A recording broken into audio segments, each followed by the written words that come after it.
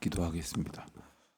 하나님 아버지, 오늘도 저희를 깊은 잠에서 깨워 이처럼 이만큼의 건강과 평강을 누리며 주님이 허락하신 시간과 장소에서 찬송하며 기도하는 가운데 이 하루를 시작하게 하심을 감사드립니다. 하나님 아버지, 저희에게 베푸신 은혜가 크고 놀라운 것을 때때로 잊고 그저 내 마음대로 되지 아니하였다고 실망하거나 또 내 마음대로 하나님의 거룩한 역사를 함부로 판단하였던 때가 참 많이 있었음을 이 아침에 다시금 돌아보며 고백을 드립니다. 주님, 저희의 어리석음을 불쌍히 여겨 주시옵시고 오늘은 한 걸음 더 나아가서 주님의 뜻을 바라보기를 소원하고 또 깨달았을 때 기뻐하며 그 깨닫게 하신 하나님의 뜻 앞에 온전히 순종하며 살아가는 날 되게 하여 주시기를 기도드립니다. 하나님, 저희로 사랑의 삶을 살아갈 수 있도록 사랑의 능력을 더하여 주시기를 간절히 기도드립니다. 저희의 성품이나 인격으로가 아니라 오직 사랑이신 하나님의 그 사랑의 능력으로 사랑해야 할 이들을 마땅히 섬기며 그리고 마땅히 사랑하며 또 마땅히 주님 앞으로 인도하며 또 저희가 감당해야 할 그 많은 일들을 기쁨으로 봉사하는 날이 되게 하여 주시옵소서. 억지로 하는 것이 되지 아니하도록 주님께서 주시는 평강으로 충만케 하여 주시기를 기도드립니다. 하나님, 저희에게는 새로운 예배당 건축의 소중한 기회를 갖게 하셨고 그 기간을 보내고 있습니다. 하나님, 이제 얼마 지나지 않으면 건물이 완성이 되어져서 저희가 이제 사용할 수 있게 될 것인데 사용하게 되어지는 기간에 누리는 기쁨도 물론이겠거니와 특별히 예배당을 짓는 동안에 간절한 기도와 하나님을 향한 소망 또한 매우 특별한 것임을 저희들이 깨달으며 기억하는 가운데 이 귀한 시기를 감사와 찬송으로 준비할 수 있도록 은혜를 더하여 주시기를 기도드립니다. 그저 내 맘대로 또 생각하는 것이 아니 되기를 간절히 기도드립니다. 하나님께서 베풀어 주신 은혜의 시간을 어떻게 예비하며 또 어떻게 순종하며 또 어떻게 중보하며 살아가야 할는지를 오늘도 기도하며 묵상하는 가운데 저희로 깨닫게 하여 주시기를 기도드립니다. 잘 준비될 수 있도록 도와주시옵시고 또한 그 준비 가운데 하나님의 거룩한 역사를 발하여 주시되 저희가 감당해야 할 것 깨닫게 하시고 또 그 깨달아 알게 하신 것을 마땅히 준비하는 저희 모든 교우들이 되게 하여 주시기를 기도드립니다. 하나님, 지난 여러 해 동안 이 예배당을 어떻게 마련해야 하는지의 문제로 인하여 또 여러 가지 교회 안팎의 문제로 인하여 또 코로나나 혹은 세계의 여러 가지 복잡한 정세에 이르기까지 저희들이 주님 앞에서 온전히 예배하지 못하고 여러 가지 부질없는 것들에 매여 있을 때가 많이 있었음을 불쌍히 여겨 주시옵시고 이제는 하나님께서 허락하신 새로운 성전에서 온전히 주님을 기쁘시게 찬송하는 날을 예비하여 주시고 마땅한 준비로 순종하며 나아가게 하여 주시옵소서.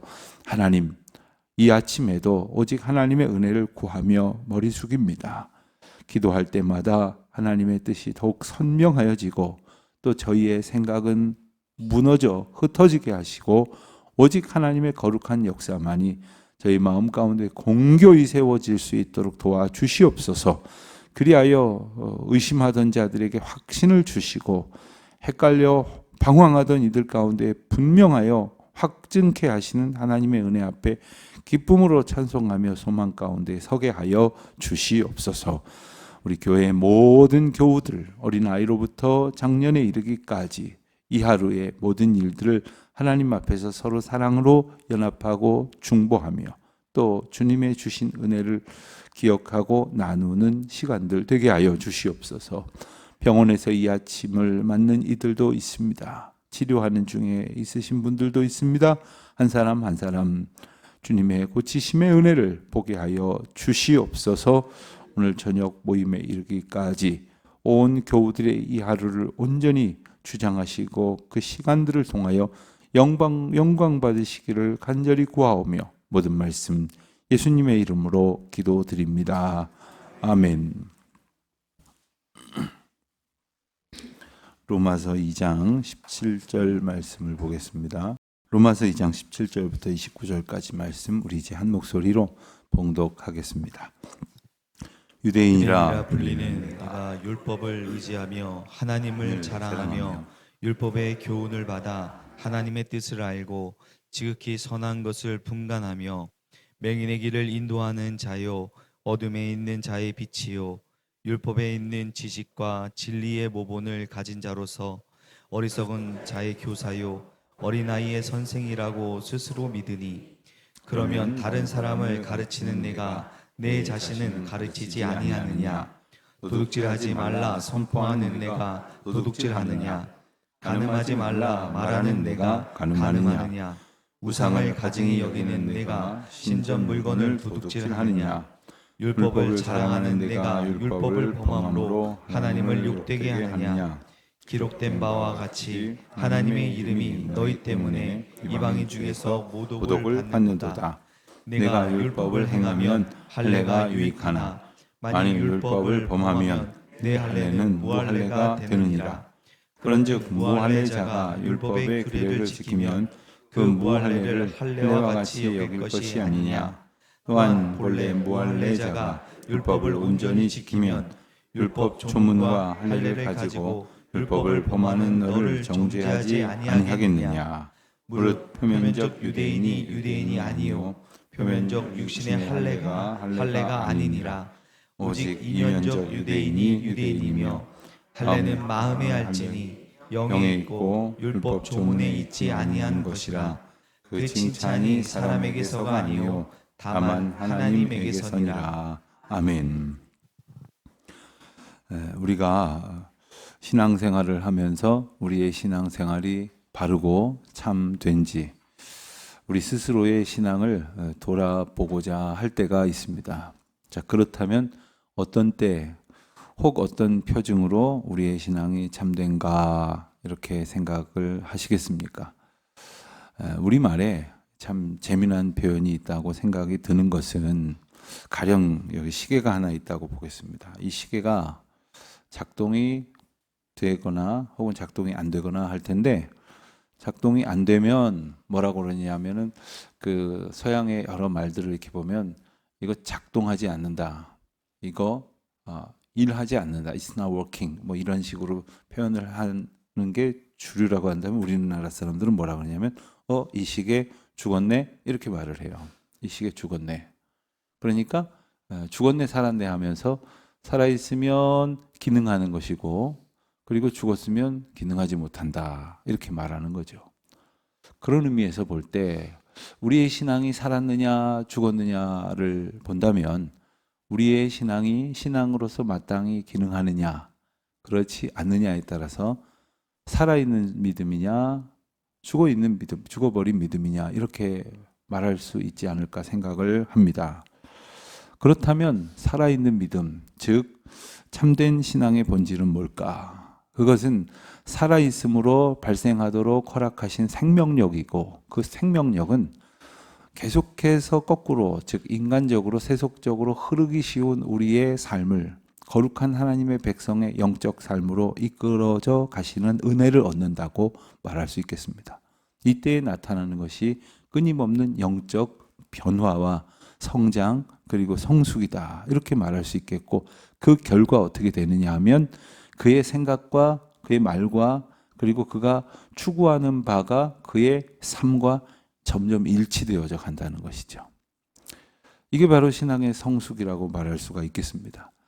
그런데 그렇지 못한 사람은 어떻게 하느냐? 말을 하면서 성숙하지 않은 신앙 가운데 괴리가 있을 수 있을 것이고 누군가가 만약에 그렇다 그러면 우리는 그 신앙을 본받을 만한 바람직하고 합당한 신앙이다라고 말을 하지는 않을 것이지 않겠습니까? 오늘 본문 말씀에 있어서 바로 그 문제를 지적을 하고 있습니다. 유대인들이 대상이죠.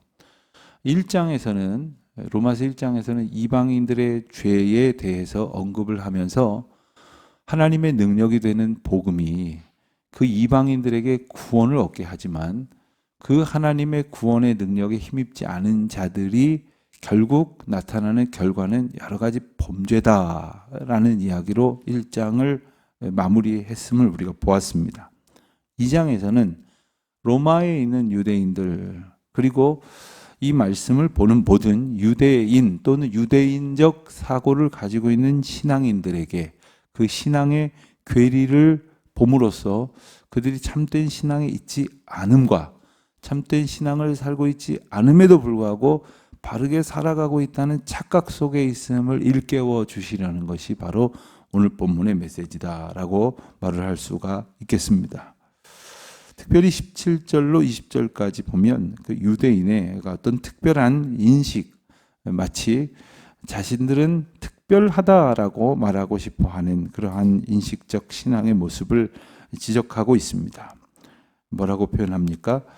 율법을 의지하며 하나님을 자랑한다 했습니다. 여기서 하나님을 자랑한다고 하는 것은 조건 없이 그 하나님의 나의 전부가 되시고 또 하나님으로 인하여 내가 모든 것을 얻었음을 기뻐하는 그런 순전한 신앙이라기보다는 하나님을 내게 내세울 만한 것으로 여긴다는 것입니다. 그런데 하나님을 내세울 만한 것으로 여기는 것이 아니라 마치 내가 하나님의 이름을 내세워도 될 만한 자로 나를 인식한다는 것이죠. 그 이유가 바로 뭐냐면 내가 율법을 지켰다라는 생각으로부터 비롯된다는 겁니다. 또 나는 율법을 받았다라는 생각이죠. 그리고 나는 일찍부터 율법을 알았다. 일찍부터 율법을 지켰다. 이런 생각인 것입니다. 자, 율법을 지켰다라고 여긴 유대인들은 19절 하반절에 보면은 스스로 믿었다라는 표현이 나오는데 스스로 믿었다라고 하는 것이 바로 하나님께서 주신 그 믿음에 의지하여 신앙의 삶을 살아가는 것이 아니라 그것과 상관없는 자기 인식을 스스로 믿음이요 신앙이라고 여기고 살아가고 있었다라는 말입니다. 그러니 하나님이 주신 믿음이 아니라 자기 스스로 나는 어려서부터 율법을 알았고 나는 어려서부터 율법을 지켰으며 그 율법에 의하여 나는 마땅히 하나님을 내세워도 될 만한 사람이라고 생각하는 것.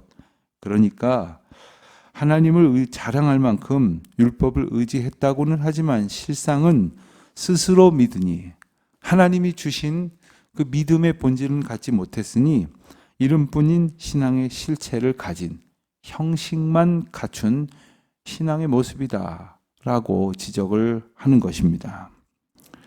이것이 결과적으로 어떠냐 하면 하나님을 욕되게 한다 하는 거죠. 그 이야기가 바로 21절부터 24절에 나옵니다. 유대인들의 그 위선 그리고 형식적이 되어서 불신앙적인 것과 다름없는 그러한 신앙의 태도가 결국에는 24절에 나오는 것처럼 하나님의 이름이 모독을 받는다. 하나님의 이름이 모독을 받는다는 것입니다. 여러분, 우리가 하나님께 영광을 돌린다, 하나님의 기쁨이 되기를 원한다, 이런 이야기를 참 많이 하죠. 그리고 그런 것이 마땅한 신앙의 표징이다 이렇게 생각을 합니다. 그러면 어떻게 해야 하나님께 영광을 돌릴 것인가? 또 어떻게 하면 하나님께 기쁨이 될 것인가? 또 반대로 어떻게 하면 영광을 돌리지 못하고 이처럼 성경이 표현한 대로 하나님의 이름이 모독을 받게 되는가? 여기에 대해서 우리는 바른 인식을 가지고 있어야 할 것이고 그 생각을 갖지 못한 채 제멋대로 살아가고 있던 유대인들을 힐난하는 말씀이 본문으로 우리에게 주어진 것입니다. 유대인들의 모습은 바로 형식주의적인, 그래서 모든 것을 내가 갖췄다고 생각하는, 그래서 하나님을 자기에게 있어서 정말 모든 것을 다 버리고 온전히 높일 분으로 인식하는 것이 아니라 내가 하나님 앞에 이런 신앙의 모습을 가졌다고 스스로 높이고 스스로 자랑하기에 이르렀다고 하는 것이죠. 자, 하나님의 이름이 모독을 받았다. 그러한 이유는 뭐냐 하면 21절부터 나오는 대로 남을 가르치면서 자기 자신은 가르치지 않는, 도둑질하지 말라고 선포하면서 정작 자신은 도둑질을 하는, 간음하지 말라고 말하면서 정작 자신은 간음을 하는, 우상을 가증히 여기면서 신전 물건을 도둑질하는, 그래서 율법을 자랑하면서 율법을 범하고 있다. 이렇게 되어서 하나님을 욕되게 하는 것이다 라고 말하는 것이죠. 여기에서 아마 갈등이 나타날 겁니다. 이 말을 들은 유대인들은 무슨 소리냐? 내가 율법을 알고 정확히 지켰다라고 말할 것이겠으나 그들은 율법의 형식만 갖추고 중심을 갖추지 않은, 모양만 가지고 내용을 채우지 아니한 그러한 형식적인 그리고 율법주의적인 신앙의 모습이다 임을 알게 되어지는 것이죠. 25절로부터 29절은 그래서 진정한 신앙 정체성을 회복하는 길에 대해서 일러주시는 말씀인데, 그러기 위해서 언급한 것이 뭐냐면 할례의 문제입니다. 할례. 이 할례라고 하는 것은 유대인과 이방인들을 이제 가르는, 그들의 정체성을 구분하는 가장 대표적인 표징이었죠. 그리고 유대인들이 자랑할 만한 가장 확실한 증거가 바로 할례였습니다. 그들의 정체성을 드러낼 만한 가장 강력한 무기라고도 할 수 있는 이 할례를 바울은 정조준하고 있는 겁니다. 할례 문제를 가지고 딱 직격을 하고 있는 셈이죠. 자, 할례가 뭡니까? 난지 8일 만에 이제 사내 아이들의 포피를 베어서 이제 유대인의 표징으로 삼는 겁니다. 여기 여러 가지 신학적인 의미가 있으나 가장 중요한 것은 하나님의 백성으로 구별된 할례 의식을 통해서 그리고 그가 속한 유대 공동체가 모두 다 하나님 앞에 구별되었다, 특별하게 구별되었다라고 하는 그러한 변할 수 없는 확증 속에서 이제 살아가게 하셨다는 것이죠. 그러니 할례를 받은 자나 할례를 받은 가족이나 가문이나 집안이나 종족들은 이미 율법 안에 있다 이렇게 확신하고 있는 거예요. 문제는 앞서 보여준 대로 형식은 갖추었는데 내용이 없다는 거죠.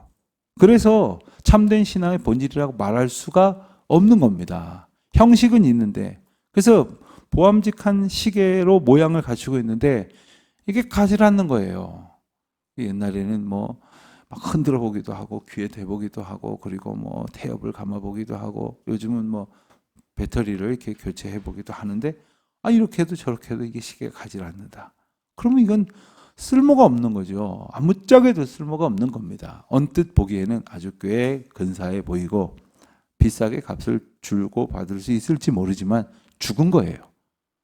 자, 유대인들이 신앙생활의 모습 가운데 누구에게나 자랑할 수 있는 그러한 겉모습의 형식을 충분히 가지고 있다고 해도 그 가운데 뭐가 없으면요, 마음의 할례가 없으면, 그래서 마음이 날마다 거듭나는 거룩한 역사가 없으면 소용이 없다, 죽은 것이다 라고 말씀하시는 것입니다. 자, 할례와 무할례의 특징이 뭡니까?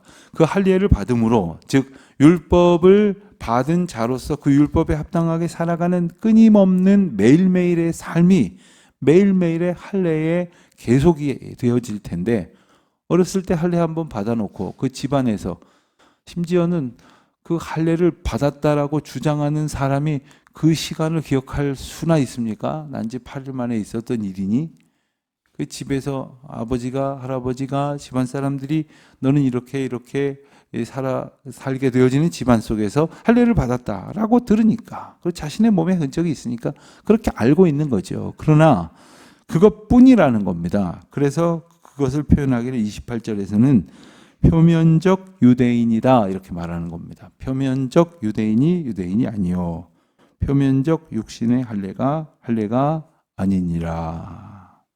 신학교에 갔더니 목회자 자녀들이 많아요. 또 장로님 자녀들도 많습니다.